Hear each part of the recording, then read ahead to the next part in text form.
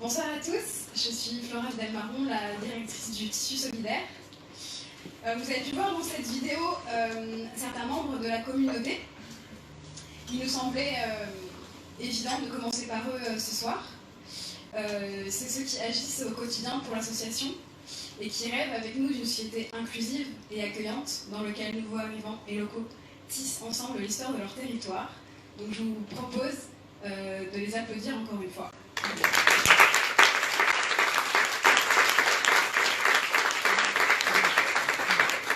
Du coup, qu'est-ce qu'on fait au Tissu Solidaire? L'association vise à accélérer l'inclusion sociale et professionnelle des nouveaux arrivants par la valorisation des savoir-faire manuels. Concrètement, ça veut dire quoi? Ça veut dire qu'on agit sur deux actions principales. La première, la création de liens sociaux. Donc on a créé un parcours d'engagement pour locaux et nouveaux arrivants autour de la couture. Donc c'est des ateliers de couture, des sorties culturelles et des week-ends de formation. Ça, on le fait depuis 4 ans. Et cette année, on a décidé d'accompagner également les nouveaux arrivants dans leur retour à l'emploi. Du coup, on a créé un programme qu'on a appelé le FIL. C'est un programme tremplin de retour à l'emploi dans les filières textiles, composé de cours de couture, d'un accompagnement à l'emploi et de cours de français langue étrangère. Enfin, et surtout, cette soirée, c'est l'occasion pour nous de prendre la parole collectivement sur ce qu'on essaie de faire tous les jours au Tissu Solidaire. C'est d'utiliser une technique low-tech, qui est dans notre cas la couture, pour résilier individuellement et collectivement. Nous souhaitons prendre la parole ce soir parce que la valorisation des savoir-faire permet une reconstruction des personnes. Fabriquer soi-même ses propres solutions pour répondre à ses besoins permet d'être dans une position d'acteur en capacité d'être autonome et digne. En ce sens, les low-tech permettent une résilience individuelle et sont un moyen d'inclure les plus fragiles.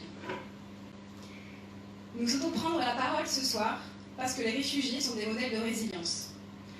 Souvent bousculés par le traumatisme de l'exil, les réfugiés connaissent de multiples freins à leur intégration en France.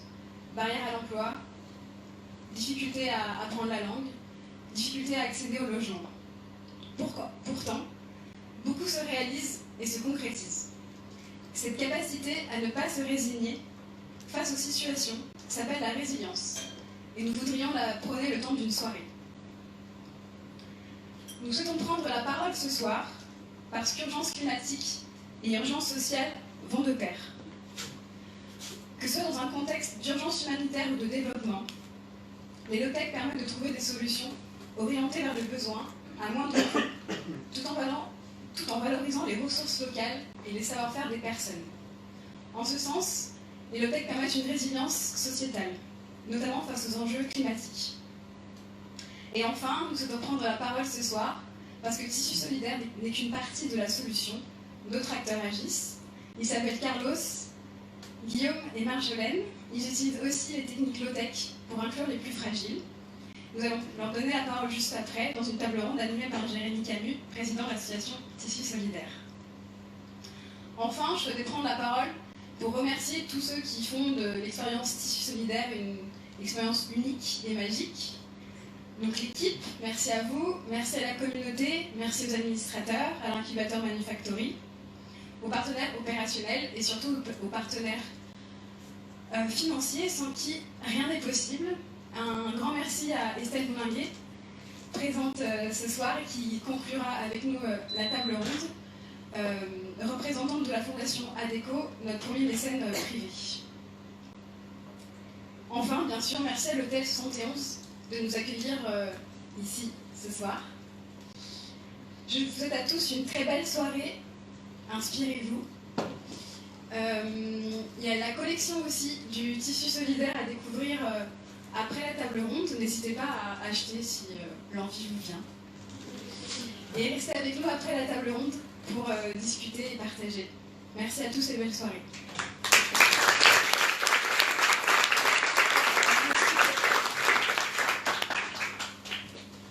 Merci à tous, merci Flora. En fait, je suis président, mais je suis surtout le mec qui passe les slides généralement. Merci d'être tous là, c'est impressionnant le nombre de personnes qui y a ce soir. Ouais, on a de la chance qu'on a une vraie table ronde de qualité. Je vais vous présenter tout à l'heure les différents intervenants.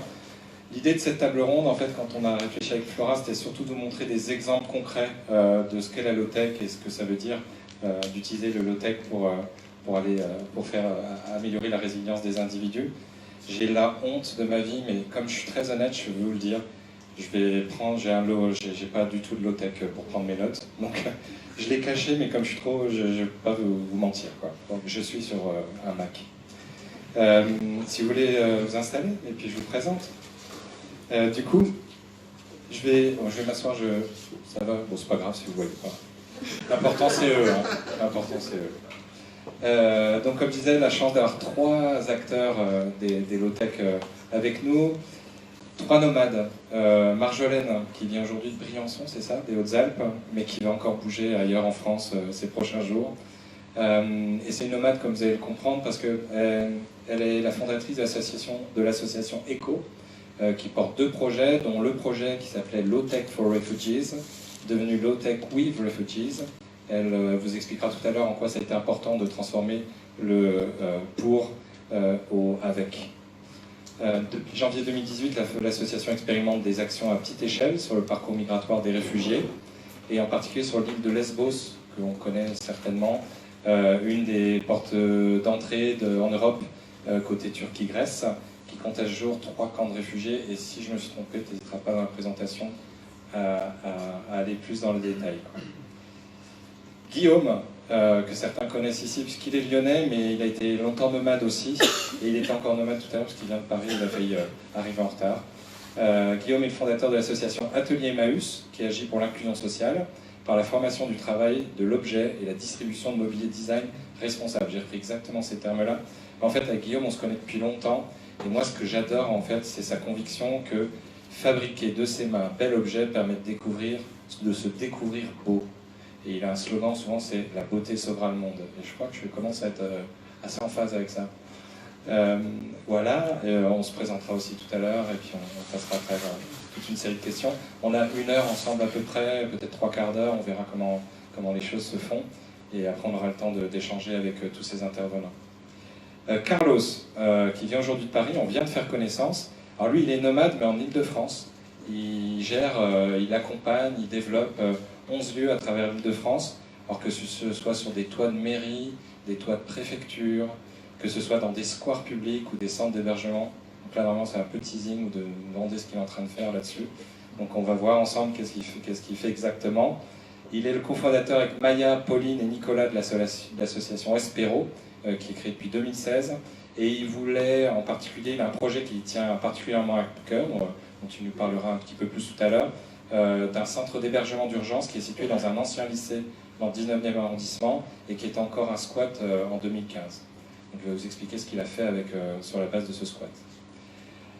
Dans un premier temps, en fait, pour commencer à faire connaissance avec ces 3 personnes, quand on a préparé cette conférence, cette table ronde, l'idée c'était de revenir aussi à la personne, en quoi chacun d'entre vous, à un moment donné, vous avez été confronté à ce sujet de la résilience, à titre personnel, puis on s'est vite rendu compte qu'en fait c'est sympa de parler de soi, mais c'était encore mieux de parler des autres, et en tout cas de ses bénéficiaires.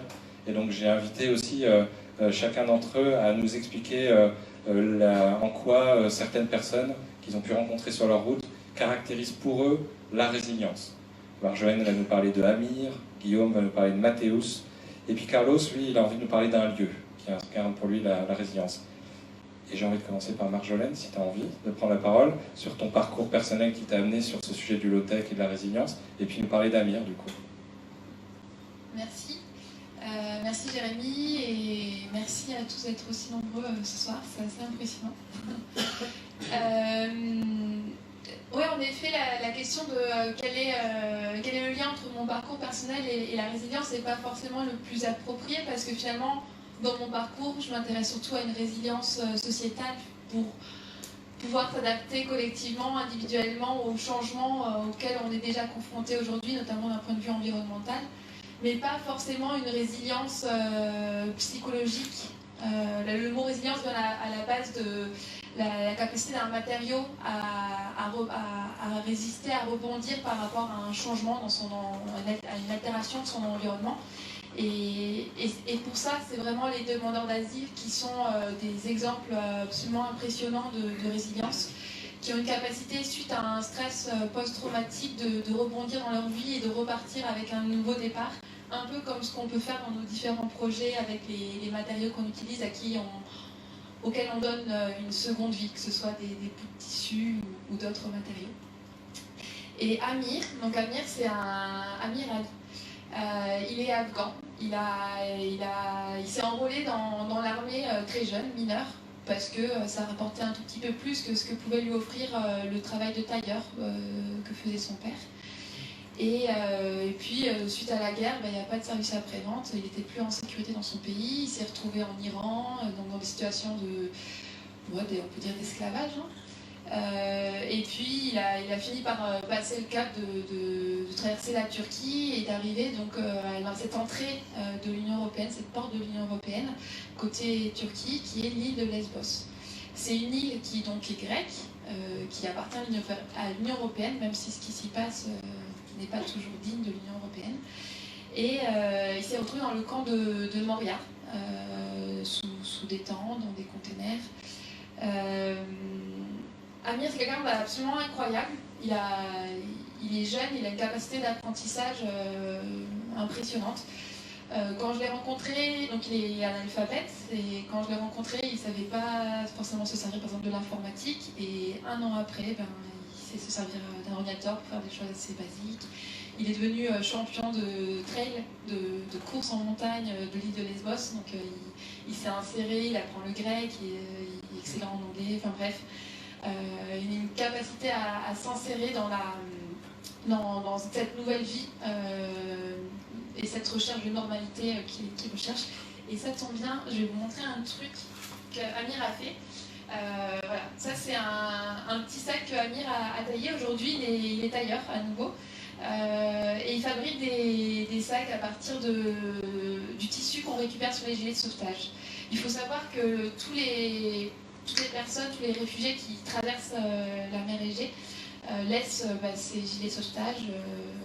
Et voilà, personne ne sait quoi en faire. Il y en a des montagnes. Et donc nous, on récupère les matériaux, que ce soit le tissu ou les mousses qui est à l'intérieur des gilets, pour divers usages. Merci. Tu peux parler aussi de Mehdi, tu sais, on en a parlé un petit peu, du jeune papa afghan, c'est ça? Et parce que ça peut faire une super transition avec Guillaume, en fait. Tu veux nous en parler? Une autre histoire, Mehdi, mais donc Mehdi qui est aussi afghan, même s'il n'a jamais habité en Afghanistan, il a toujours grandi en Iran. Il a lui aussi un parcours qui a été avec de nombreuses embûches de la drogue, des violences, etc. Et il a un peu d'expérience, il a des savoir-faire en menuiserie. Quand il est arrivé lui aussi au camp de Moria, comme 16 000 autres personnes actuellement, ça tourne beaucoup, mais globalement c'est ça, il s'est retrouvé dans l'attente. Les gens attendent près de 3 ans dans les camps, le temps que leur demande d'asile commence à être étudiée. Donc ils n'ont pas le droit de sortir de l'île, etc. Donc c'est des situations d'attente psychologiquement très difficiles suite à des parcours d'immigration elle-même très difficiles. Et il est arrivé en début de cette année, début 2019, il est venu au Low-Tech Makerspace. Ça, c'est un lieu que j'ai ouvert dans les camps. C'est un lieu, mais physiquement un atelier, avec des outils, un accueil, de l'inspiration, des exemples de low-tech qui sont présentés, de l'animation avec des ateliers, des formations, etc. Et quand il est venu, au début, c'était juste parce qu'il cherchait à se changer les idées. Il venait bricoler un peu, ça lui donnait un peu de positif dans sa journée. Et progressivement, il a pris beaucoup de place dans le projet, il a grandi avec le projet. Et il est lui-même devenu animateur d'atelier. Il a proposé au mois d'août sa première formation en meubles en palette. Donc il propose donc des formations dans sa langue, le farsi. Et voilà, c'est aujourd'hui quelqu'un qui fait partie de l'équipe à temps plein et qui recherche à venir en France. Et comme beaucoup de réfugiés, du coup, il est mobile et c'est très important qu'on tisse des liens, nous aussi, entre les projets et nos différents ancrages géographiques. On en reparlera tout à l'heure parce que c'est un truc qui tient à cœur de créer ce réseau et de suivre le parcours migratoire des réfugiés. Guillaume, si tu veux prendre la parole également et nous raconter qu'est-ce qui a à un moment donné mis sur ta route cette notion de low-tech et cette notion de résilience. Et puis tu m'avais effectivement évoqué le cas de Mathéus, qui te semblait être un cas super intéressant à évoquer. Merci. Juste en écoutant Marjolaine, c'est fou le nombre de cas qu'on se prend en fait en travaillant au cœur le plus brut de l'humain dans nos métiers. Enfin là, je vais vous parler d'une histoire d'une menuiserie école qui est dans un contexte assez sympa à Villeurbanne, et puis Marjolaine qui nous parle de Lesbos. Enfin, c'est deux mondes, quoi. J'arrive pas à me prendre des claques, mais voilà, c'est peut-être la résilience aussi de se dire que plus on se prend de claques, plus on aime ça, et puis plus on veut continuer. Alors l'atelier Emmaüs, moi j'ai fondé l'atelier Emmaüs en 2017. Je vais pas trop parler d'atelier Emmaüs si j'ai compris, je vais parler de moi, et puis de ce parcours de la résilience. Qu'est-ce qui s'est passé quand j'ai fondé l'atelier Emmaüs? En fait, avant que l'atelier Emmaüs soit une menuiserie école avec un atelier installé à Villeurbanne aujourd'hui, l'atelier Emmaüs était dans une Twingo. Je sais pas pourquoi ça m'est venu là, on n'a pas trop préparé, mais... Effectivement, tu ne m'as pas parlé de Twingo. Non. Mais en fait, c'était la manière qu'avait l'atelier Emmaüs à l'époque d'être adaptable, d'une certaine résilience là-dedans. Dans cette Twingo, c'était l'histoire... je vais faire la transition avec Mathéus, quand même. Moi, j'ai eu la conviction à un moment, quand je travaillais dans la grande association Emmaüs, que les savoir-faire artisanaux n'étaient pas assez représentés, pas assez utilisés pour accueillir et emmener vers une insertion professionnelle des personnes dans Emmaüs et ailleurs. Et donc j'ai pris une Twingo qu'on m'a prêtée, j'ai pris des outils qu'on m'a prêtés, j'ai rempli la Twingo avec les outils et je suis allé dans les Emmaüs de la région Rhône-Alpes, quasiment tous les Emmaüs de la région Rhône-Alpes, et j'ai mené des petites formations d'initiation avec mon petit bagage, parce que j'étais juste un bricoleur avec ces outils-là. Et on a fait des meubles très vite, on a fait des meubles avec les compagnons d'Emmaüs qui, pour la moitié d'entre eux, sont des demandeurs d'asile et des réfugiés. J'ai rencontré à cette époque-là, Mathéus, qui était un demandeur d'asile guinéen, si bonne mémoire. Et Mathéus, il m'a marqué d'une force, d'élan vers l'avant, qui s'est matérialisée dans une anecdote que je vais vous raconter tout de suite. J'ai passé 4 jours avec lui dans une des pièces de Emmaüs à Chambéry, où on a ensemble fabriqué quelques meubles, quelques petits meubles simples. Et à la fin des 4 jours, j'ai demandé à Mathéus qu'est-ce qu'il retirait de ces 4 jours où en fait il avait découvert les différents outillages et où il avait expérimenté la réalisation d'un produit fini en bois pour la première fois de sa vie. Et il m'a dit quelque chose dont je me rappellerai longtemps. Il m'a dit, je pensais qu'il allait me parler de la scie. Souvent les gars ils aiment bien parler des machines. Voilà, c'est ça qui les rend fiers. Mais en fait, Mathéus, il m'a dit autre chose. Il m'a dit, non, mais en fait, le bilan là, c'est que quand moi j'aurai ma maison, quand j'aurai mon chez moi, j'achèterai pas les meubles, je vais les faire. Et cette prise de conscience de son pouvoir d'agir sur sa propre vie, ça m'a tellement surpris qu'il la chope tout de suite, qu'il la chope aussi grand, parce que ça venait vraiment du cœur. Il n'a pas réfléchi une seconde avant de me dire ça. Je pense que c'est un réflexe chez lui d'attraper ces opportunités d'avancer et d'être dans un élan j'avance. Merci Guillaume. Carlos, alors on a parlé tout à l'heure, et la première chose qu'il m'a dit quand on a dit résilience, il me dit non, c'est pas des témoignages de personnes, en fait moi c'est un lieu. Et alors est-ce que tu peux me parler, parce qu'il va nous parler d'une déchetterie sauvage. Oui, en fait, quand tu m'as posé la question tout à l'heure, je voulais raconter l'histoire de toutes les personnes que j'ai rencontrées ces dernières années. Je voulais raconter mon histoire aussi, et je me suis dit non, je pense que le meilleur, ça serait de parler de ces lieux qui étaient un peu les vecteurs de toutes ces histoires. Et c'est un lieu qui se trouve à Bobigny, juste à côté de Paris, et qui a été le premier jardin de permaculture de notre association, de Spero, en 2016. Donc c'était une déchetterie sauvage qui était un parc de la SNCF, où il y avait des tonnes et des tonnes de déchets, des voitures, des pièces de moteurs, de l'huile. Vous n'imaginez pas l'état des pollutions dans lesquelles se trouvait la Terre. Et on s'est rencontrés là-bas avec plusieurs histoires et plusieurs personnes, dont Ibrahim, qui est le premier apiculteur de l'association, qui venait de Syrie, qui à l'époque, à Paris, travaillait dans les bâtiments, mais qui en Syrie, il était ingénieur et surtout, il était apiculteur. Et quand on l'a rencontré, il nous a dit, mon rêve, c'est reprendre ce métier, mais je ne peux pas le faire ici, parce que voilà, il n'y a pas la place. On a rencontré des gens qui nous ont dit, mais on fait l'apiculture urbaine. Et c'est comme ça que tout a démarré. On a commencé avec 3 ruches dans ces lieux, en train de sortir peu à peu quelques kilos de pièces des moteurs, des plastiques, etc. Après, il y avait Djoulala, des demandeurs d'asile à l'époque, aujourd'hui réfugiés guinéens, et qui habitaient dans la rue, mais qui ne manquaient pas un rendez-vous chaque semaine, 2 fois par semaine, dans ces jardins pour venir nous aider, et surtout pour apprendre l'apiculture avec Ibrahim. Il y a aussi l'histoire d'Abdelak, des demandeurs d'asile, aujourd'hui débutant de droit d'asile et tchadien, qui aussi il a appris les Français à travers ses cours d'apiculture. Et plus que ça, ils sont fait des amis, ils ont fait un réseau. Aujourd'hui, pour certains, ils ont pu démarrer une activité économique en tant que salariés, par exemple, pour le cas de Djoulala, qui est père aujourd'hui aussi, père d'une petite fille, et qu'aujourd'hui, voilà, il a eu les statuts et il a commencé à travailler et il s'est installé un peu Ibrahim de son côté. Il a pu démarrer aussi à côté de son engagement avec l'association une entreprise d'apiculture où il vend ses produits de la ruche, du miel, du pollen, etc. Et finalement, pour moi, la résilience, je l'ai vue surtout dans la nature. Parce que ces lieux, il a passé d'être une déchetterie à être un jardin de permaculture aujourd'hui. Donc il y a des fleurs qui poussent, il y a des fruits, des légumes qui poussent. Et pour moi, il n'y a rien de plus résilient que la nature. Et pour moi, c'était ça la preuve. Merci. Tu captes le micro? En fait, l'idée maintenant, c'était de faire témoigner. Merci pour tous ces témoignages. Et puis je pense que ça commence à donner un peu du contenu à la conférence.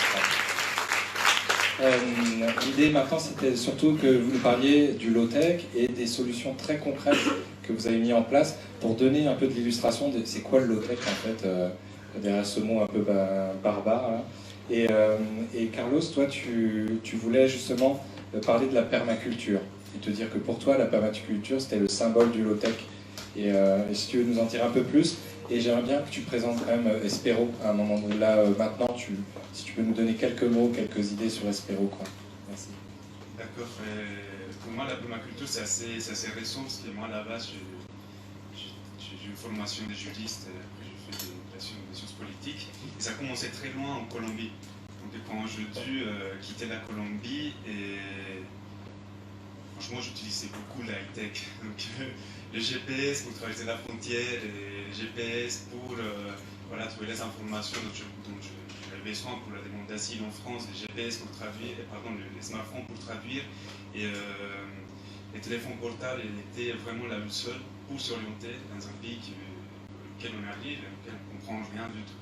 Donc, mon première approche avec l'EXI, c'était ça, c'était à travers un smartphone. Et c'est quelque chose qui m'a énormément aidé. Et c'est pourquoi aujourd'hui, je pense que je ne dirais pas qu'il est bien, qu'il est mauvais entre la high-tech et la low-tech. Je pense qu'il faut prendre les bons de chaque. Et plus tard, pourquoi je suis arrivé là? Parce que plus tard, j'ai voulu créer donc, une application qui rassemblait toutes les informations nécessaires pour demander l'asile en France. Et c'était un peu facile à faire, cette application, mais ça n'a pas marché. Ça n'a pas marché du tout. Donc c'est là où je me suis rendu compte que pour avoir un impact, et vraiment pour créer des liens, et pour que les gens s'intègrent, il fallait du contact humain. Et c'est à travers ça, ces questions, et c'est plus des consciences que j'ai retrouvé les métiers artisanaux et j'ai retrouvé la permaculture. Donc Espero a été fondé en 2016 avec 3 potes. Et voilà, donc ça a commencé avec l'apiculture, avec Ibrahim. Et aujourd'hui, on propose aussi des formations en permaculture. Je dis des formations parce que c'est un peu prétentieux de dire qu'on forme des gens à la permaculture, surtout des personnes qui viennent d'ailleurs, avec un savoir-faire énorme dans le métier, que je pense qu'on apprend tous réciproquement à la fois.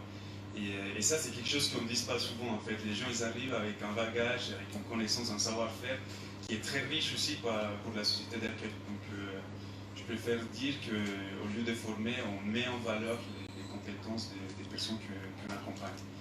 Et troisièmement, on fait des formations en compostage et en gestion des espaces verts parce que c'est un peu le métier du futur. Et toutes les villes aujourd'hui doivent commencer à réfléchir comment on va faire la gestion des déchets verts. Donc les entreprises, les restaurants commencent à réfléchir sur ces points-là. La gestion des espaces verts, pourquoi? Parce que les jardins publics aujourd'hui sont arrêtés d'être un espace vert musée pour devenir un espace vert utile. Donc si on commence à former des gens qui ont des compétences non seulement dans le paysagisme mais aussi dans l'apiculture, dans la permaculture, on peut créer des jardins publics où les citoyens pourront aller aussi avoir contact avec la terre. Et recréer ces liens entre la terre et les citoyens, c'est vraiment quelque chose qui manque aux sociétés contemporaines. Après, il y a un truc que tu m'as dit tout à l'heure, j'ai adoré, c'est que le low-tech peut amener de la haute qualité. Ça, sur la permaculture. Ouais.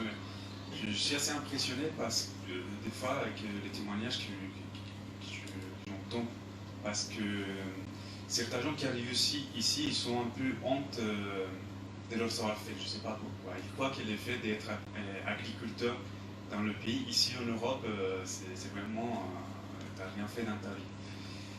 Et ils ne se rendaient pas compte qu'ils sont des techniques et des savoir-faire qu'aujourd'hui, ils sont en valeur énorme pour toutes les solutions dont on recherche pour la transition écologique.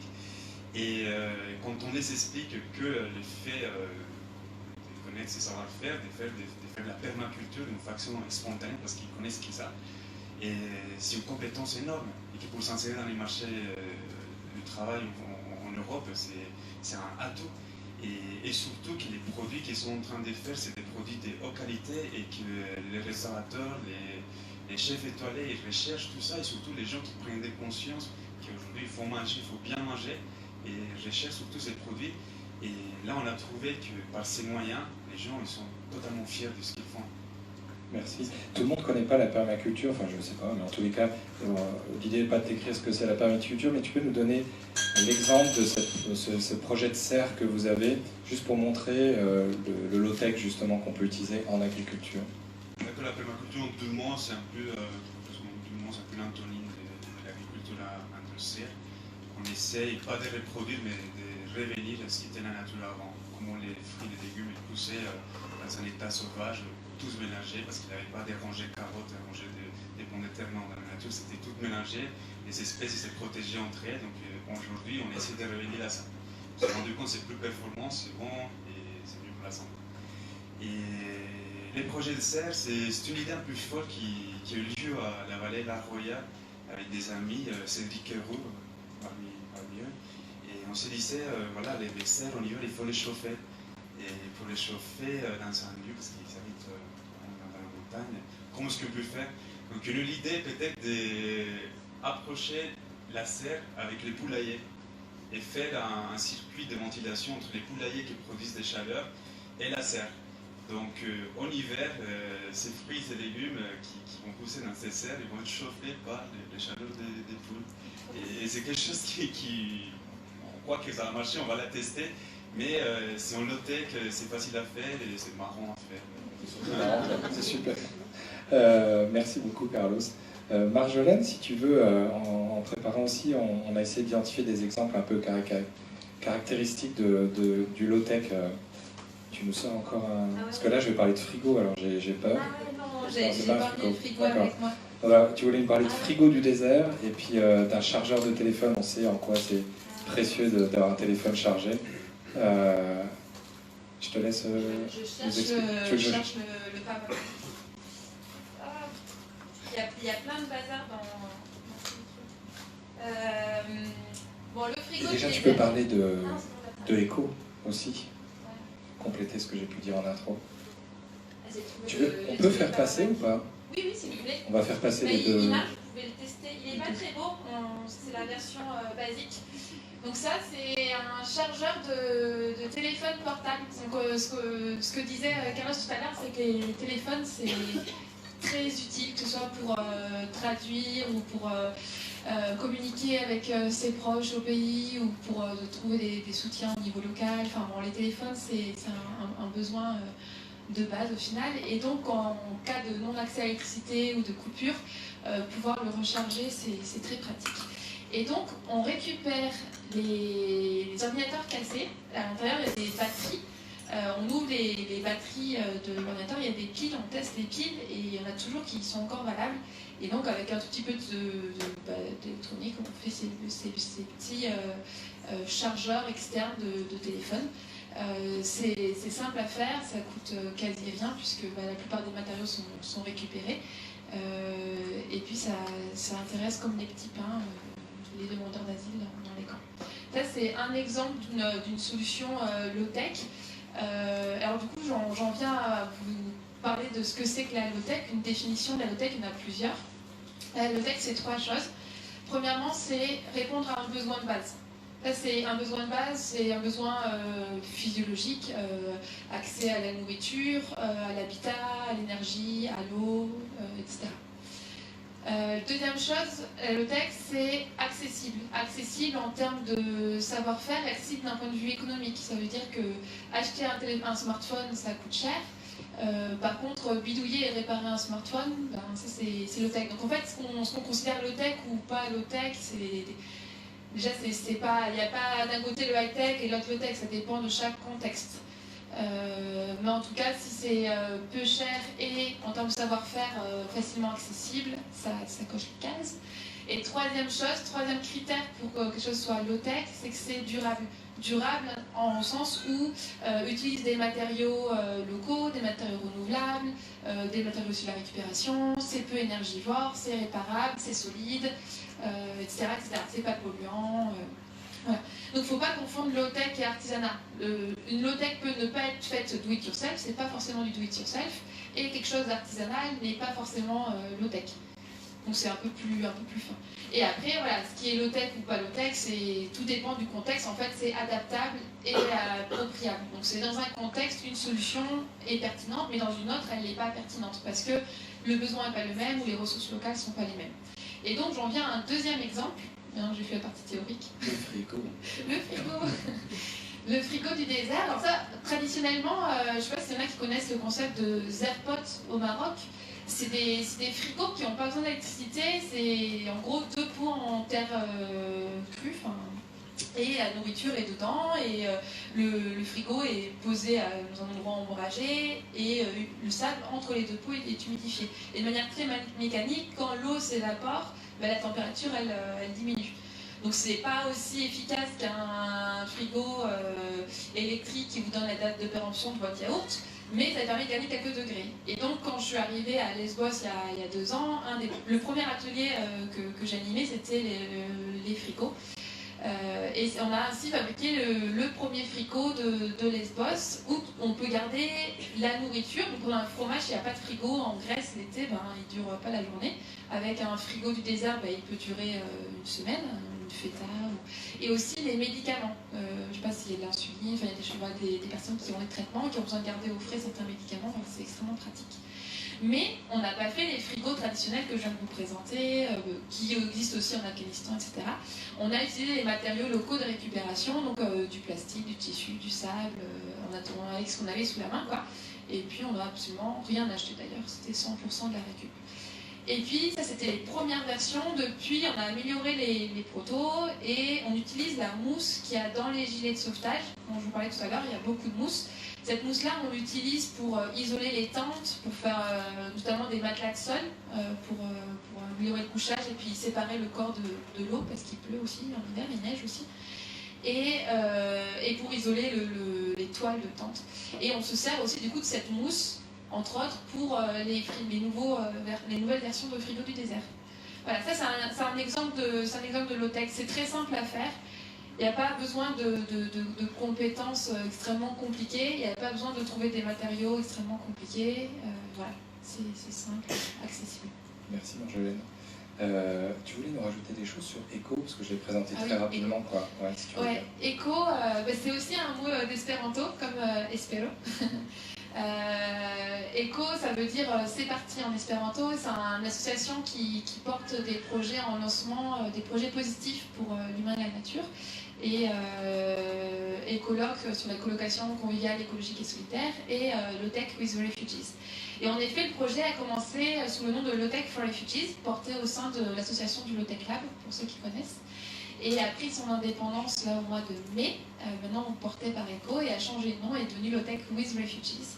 Et ça nous a paru important de passer de Low-Tech for Refugees à Low-Tech with Refugees, parce que c'est pas un projet qu'on fait pour les réfugiés, c'est un projet qui est fait par les réfugiés, pour les réfugiés, avec eux en fait. Et de la même manière, la low-tech, dans le projet, c'est pas, la low-tech n'est pas un outil du projet, elle n'est pas non plus une fin du projet, elle est tout à la fois. C'est à la fois le vecteur en termes d'insertion, en termes de répondre aux besoins de base, puisque ce qui est fabriqué, c'est utile directement aux personnes qui les fabriquent. C'est aussi une opportunité de gagner en dignité, en confiance en soi, confiance dans le fait qu'on peut soi-même répondre à ses besoins et pas dépendre de l'aide, de la charité d'une structure quelle qu'elle soit. Et c'est aussi une manière de mettre en valeur des savoirs que les personnes ont déjà, des savoir-faire, des compétences que les personnes ont développées et que par exemple nous on n'a pas dans nos sociétés parce qu'on a été formaté par l'école, etc. Et qu'il y a une créativité, une intelligence qui est absolument impressionnante. À Lesbos, quand on organise un atelier pour 20 personnes, il y a 15 nationalités différentes, sans le faire exprès. C'est une mixité culturelle, sociale, en termes de parcours professionnel, absolument incroyable. Et ce melting pot, cette collaboration, elle est extrêmement riche en termes d'ingéniosité et de résilience collective. Merci beaucoup, Marjolaine. Quand on a discuté avec Guillaume, merci. Quand on a discuté avec Guillaume sur le low-tech, tu m'as dit moi je fais pas de low-tech quoi. Et en fait c'est la base même du boulot de Guillaume, c'est d'utiliser un matériau low-tech, et en l'occurrence c'est le bois dont tu veux nous parler. Et on en est arrivé là en disant que au-delà de ce soit un symbole de résilience, en quoi c'est un matériau low-tech, et je veux bien que tu nous parles du bois. En fait, j'ai travaillé dans plusieurs industries. Avant de travailler à l'atelier Maüs, j'ai travaillé dans la fonderie aluminium, fonderie acier. J'ai travaillé dans la caoutchouterie. Et j'étais en usine en fait. Donc j'ai pu me rendre compte de la taille des outils industriels qu'il faut pour transformer l'aluminium, l'acier ou le caoutchouc. Et c'est vrai, en prenant du recul, c'est frappant de voir que ne serait-ce que voilà, une chaise sur 4 pieds, si elle est faite en plastique plus métal, elle va nécessiter un outillage industriel d'une taille, disons, X. Voilà. Et la même chaise, avec le même usage, si elle était faite en bois, je pense qu'il faut, voilà, le facteur par lequel il faut diviser l'outillage pour faire cette même chaise, c'est un facteur qui nous étonnerait si on calculait, c'est peut-être 1000, c'est peut-être 10 000. En termes d'argent mobilisé, là je parle de capital mobilisé et tout le modèle économique du capitalisme qui y a aussi autour de ça, mais aussi en termes de savoir et toute la spécialisation qui va autour de ça quand on parle de savoir-faire dans la fonderie ou dans la caoutchouterie. Donc le bois, en fait, je m'en suis rendu compte vraiment un peu tard dans l'histoire de l'atelier Maüs, mais le bois est un élément, en fait c'est même plus qu'un matériau, c'est un élément avec un E majuscule dans le sens où il appartient à cette belle planète, belle biosphère, qui permet à l'ouvrier d'être propriétaire de son outil de production. Donc politiquement, c'est hyper fort. Et qu'est-ce que je voulais dire? Merde, je me suis perdu, pardon. La biosphère. Si, pardon. Et à un ouvrier tout seul de faire une chaise. Voilà. Donc, à la fois, on n'est pas dans l'excès de ressources nécessaires pour arriver à sortir une chaise, c'est qu'une chaise, hein, et faisons-la en bois. Et puis, on n'est plus dans la spécialisation, dans le moi je sais faire que le petit boulon là, parce que c'est de l'étain, et du coup je fais l'étain. Non, je fais la chaise. Et tu m'avais pas parlé de la Twingo, sincèrement, tu m'as surpris là tout à l'heure avec ta Twingo. Mais par contre, tu m'avais parlé d'un projet qui peut s'apparenter aussi à ça, de peu de capital matériel que tu peux mobiliser pour faire la différence. Et c'est pas de quoi je vais te parler, hein, en fait. En fait, je te parlais du container, le projet de container, plutôt de menuiserie mobile, en fait. Oui, en fait, c'est tellement... transformer des objets en bois, c'est tellement peu gourmand en outillage, en compétences. Enfin, c'est pas si peu gourmand en compétences, mais c'est peu gourmand en tout ce qui pèse, tout ce qui est embêtant à transporter, tout ce qui est une contrainte, tout ce qui coûte cher. On réfléchit maintenant à l'atelier Emmaüs. L'atelier Emmaüs de 2040 ou même bien avant, en fait, ce sera un réseau de plein de mini-menuiseries qui sont en fait le reflet de Matwingo de 2014, qui sont des mini-menuiseries. Moi, j'imagine bien pour le futur de l'atelier Emmaüs des mini-menuiseries dans des containers qu'on viendrait voilà, dispatcher dans des endroits où ça pourrait être dans des camps, ça pourrait être dans des lieux où il y a éminemment besoin de se réapproprier les matériaux locaux, les compétences locales pour répondre à des besoins de base, parce que tu l'as redit tout à l'heure, on parle quand même là de besoins de base, se loger, se nourrir. Donc il y a cette histoire de tout mettre dans un tout petit mouchoir et d'ailleurs on est fiers à l'atelier Emmaüs aujourd'hui de faire partir nos artisans apprenants avec une caisse à outils. C'était le rêve de départ, on arrive à le faire grâce à un partenaire fabricant d'outils et c'est plus qu'un symbole, c'est une réalité de se dire que quelqu'un avec une caisse à outils va être nettement autonome. Il y a Flora qui me fait des gros yeux parce qu'on arrive quasiment à la fin du... Oui, vous pouvez applaudir, merci.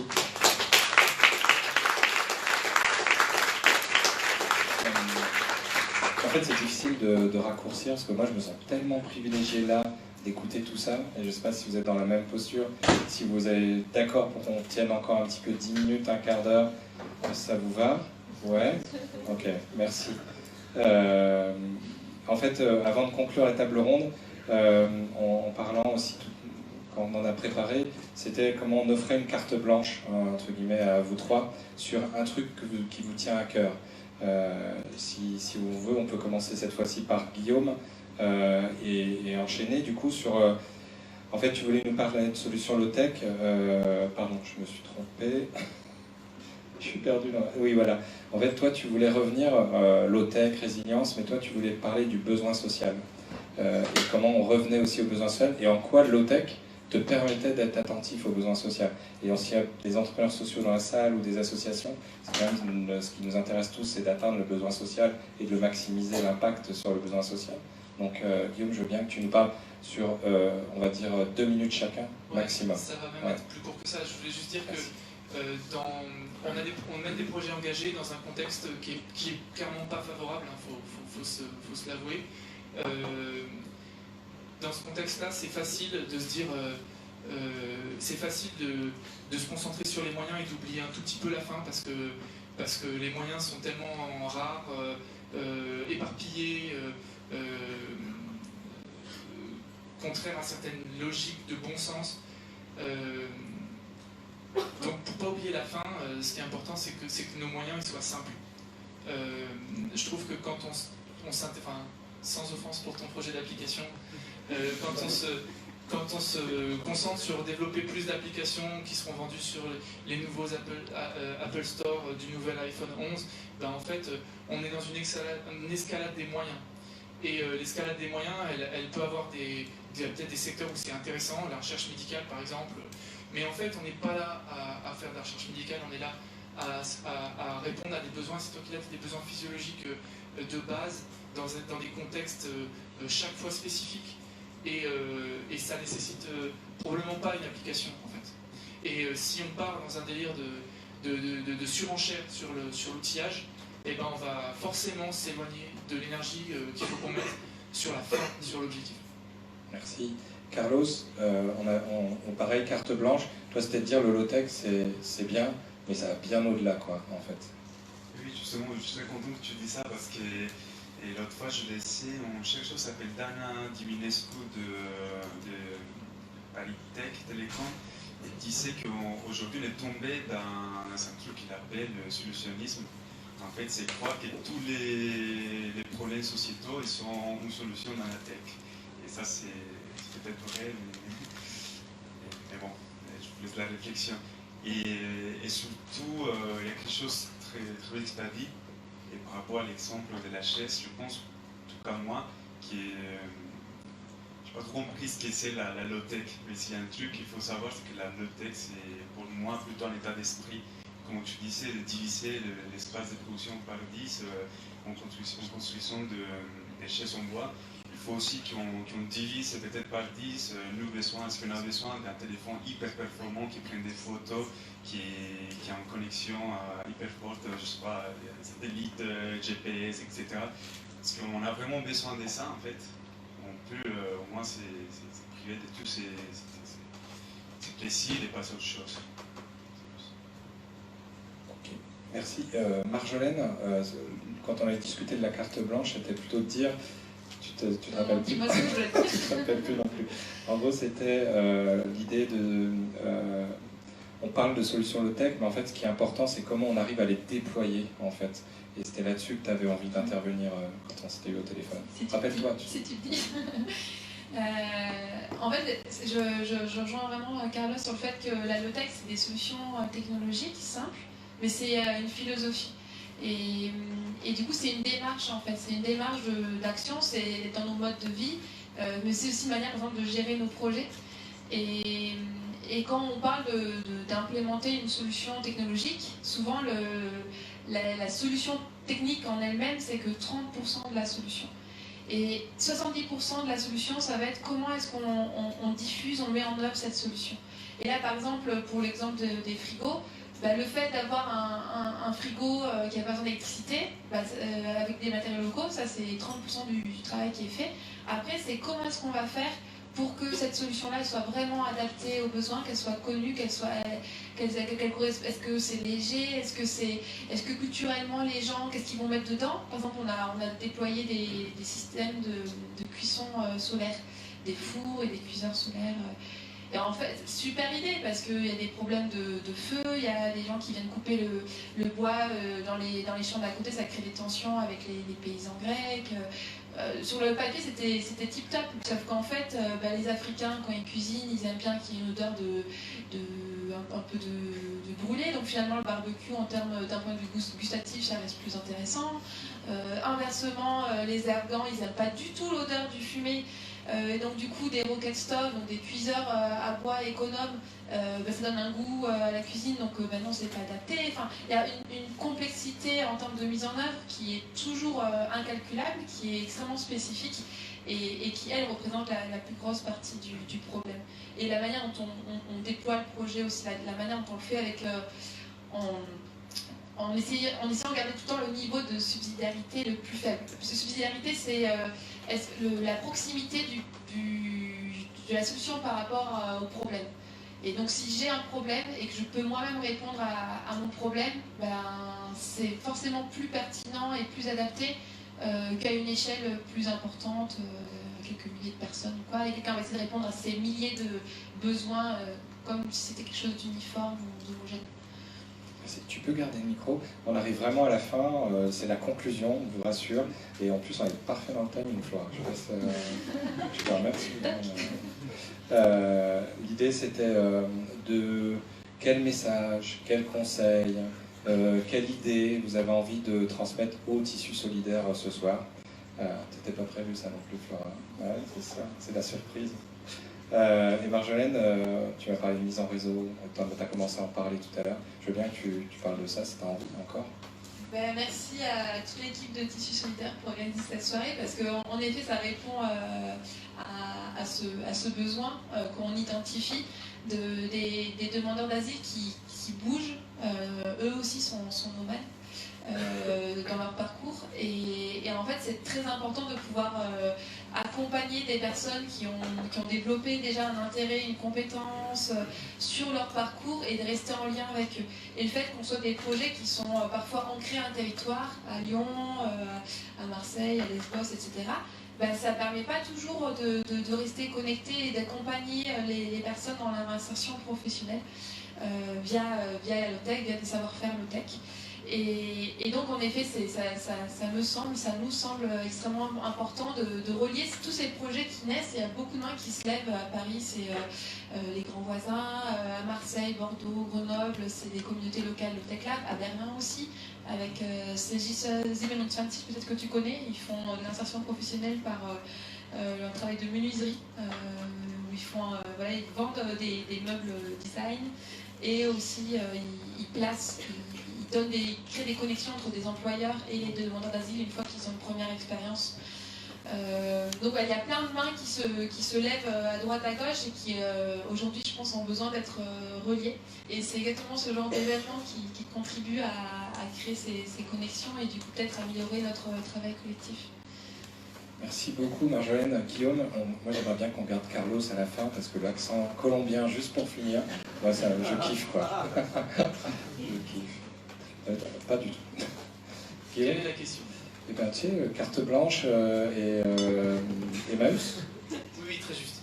La résilience, on la vit pas mal à l'atelier Emmaüs parce qu'on est en réseau fort dans une grande fédération qui s'appelle Emmaüs. Voilà, c'est une petite main tendue au tissu. Je pense qu'il y aurait de la place pour le tissu dans la grande famille Emmaüs. Puisque voilà, j'ai d'ailleurs plus la conviction que le tissu peut apporter à Emmaüs que Emmaüs peut apporter au tissu. Ça se va dans les deux sens. Quoi. On avait un CA juste avant, on a voté à l'unanimité qu'on voulait intégrer, donc voilà. Très bien. Carlos, toi tu avais un rêve. En fait, j'arrive pas à soutenir mon accent parisien, c'est aussi c'est un peu compliqué. Mais non, je vais tester plutôt un partenariat en live. Parce qu'en fait, le tissu solidaire, vous faites du tissu, non? Ça peut se faire, peut-être il y a des gens qui savent faire des tissus, des cotons bio par exemple. Vous faites des tissus, nous on fait du miel, on fait de cire aussi, par exemple. J'avais pensé tout à l'heure.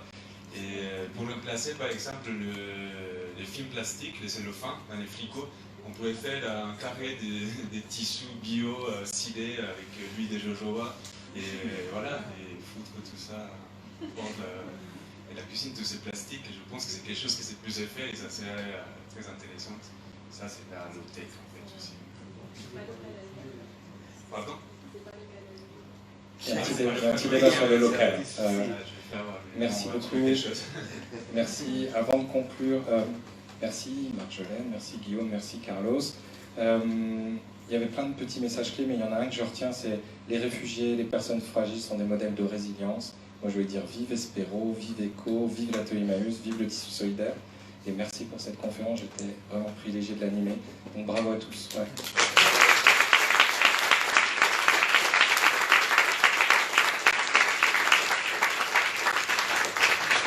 Merci à vous. Une dernière intervention, celle de Estelle Boularier, en conclusion. Je t'invite à prendre la parole.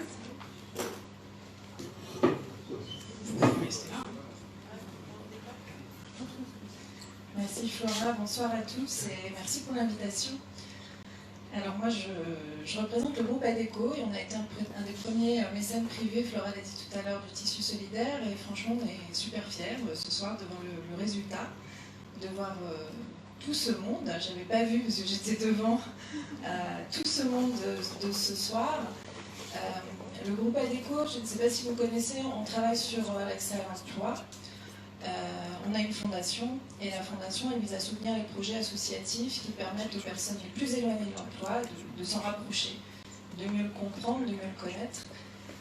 Le tissu solidaire, c'est un projet qui permet cette insertion professionnelle. J'ai beaucoup apprécié le discours sur les compétences qui sont développées et le fait de permettre à toutes ces personnes de se réapproprier leurs compétences parce que elles en sont titulaires, elles les ont oubliées au cours de leur parcours. Et c'est une manière de reprendre confiance. Et ce que vous avez dit aussi tout à l'heure, le fait qu'il y ait du lien, qu'il y ait des entreprises qui commencent à lever la main, dire ça nous intéresse ces compétences, ça nous intéresse pour pouvoir outre le fait de les aider, les accompagner. On a beaucoup d'entreprises aujourd'hui qui recherchent des compétences qui n'existent, qui se sont perdues en route. Donc nous on est très fiers d'avoir soutenu ce projet. de voir le résultat aujourd'hui, et puis j'espère qu'il continuera à aller très loin. Merci Flora et bravo. Merci.